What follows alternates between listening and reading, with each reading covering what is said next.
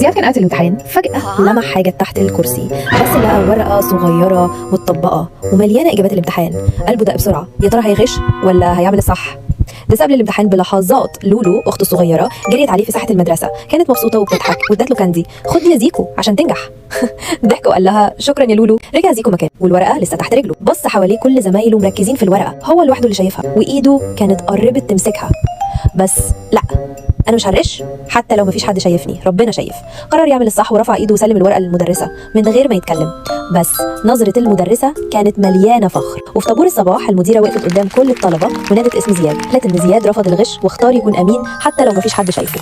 زمايله سقفوا له ولولو كانت واقفه في اول الصف وشها كله فخر وفرح. وبعد المدرسه زياد كان ماشي جنب لولو في طريق الرجوع والدنيا هاديه والشمس بتغرب، وبين كل خطوه وخطوه زياد حاسس انه نجح فعلا، مش بس في الامتحان لكن كمان في انه يكون انسان امين.